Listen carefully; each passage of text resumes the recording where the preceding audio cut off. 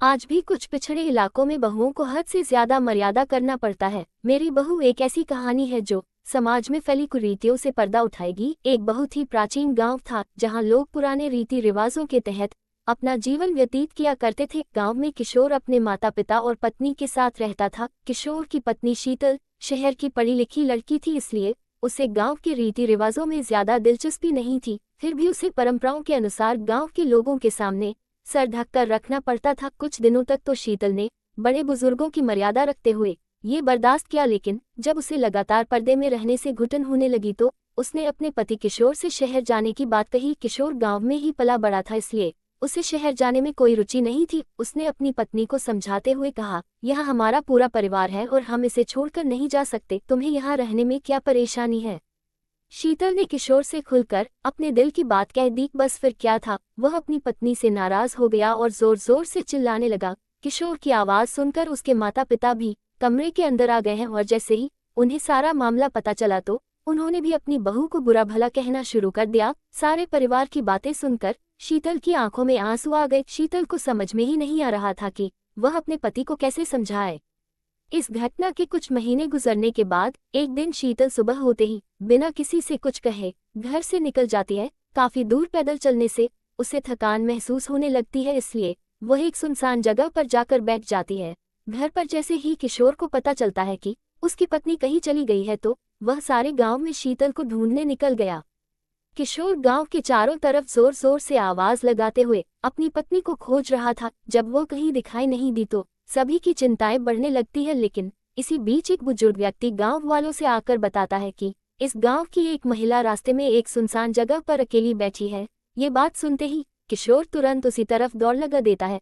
किशोर को भागता देख गांव के लोग भी उसके पीछे भागने लगते हैं। जैसे ही किशोर शीतल के नजदीक पहुंचा, उसे देखते ही उसके होश उड़ गए, क्योंकि शीतल अपने बिखरे बालों के साथ मिट्टी से खेल रही थी। शीतल को ऐसी स्थिति में देख गांव वालों को लगा जरूर यह कोई भूत बला है जो शीतल के पीछे पड़ गई है। सभी ने शीतल को काबू में करने की बहुत कोशिश की, लेकिन शीतल सभी को धक्का मारते हुए जोर जोर से रोने लगी। उसके रोने की आवाज किसी पुरुष की तरह लग रही थी। जैसे तैसे करके शीतल को घर लाया गया। गांव के सभी लोगों को शीतल की हरकतें भूतिया गतिविधि की ओर इशारा कर रही थी, इसलिए सभी ने तांत्रिक बुलाने को कहा। किशोर ने अपने कुछ रिश्तेदारों की सलाह से एक जाने माने तांत्रिक को बुलाया। तांत्रिक ने आते ही चारों तरफ एक घेरा बनाया और खतरे से बचने के लिए सभी को उस घेरे के अंदर रहने को कहा और शीतल के कमरे में अकेले ही चला गया। अंदर पहुंचते ही उसने शीतल को चेतावनी देते हुए कहा, साफ साफ बता दो ये नाटक क्यों कर रही हो, नहीं तो तुम्हें बहुत तकलीफ होगी। शीतल तांत्रिक को देखते ही आक्रामक होने लगी।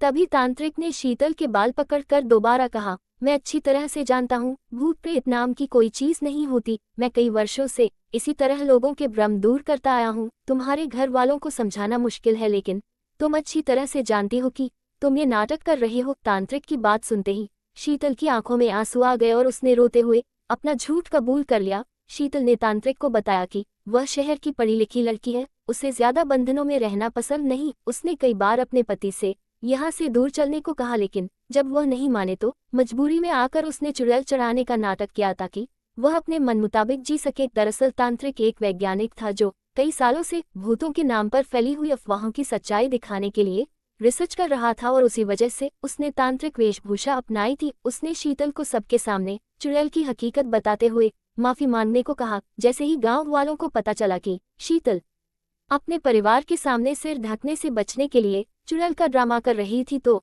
उन्हें आज से पहले गांव में हुई सभी भूतिया घटनाओं पर संदेह होने लगा।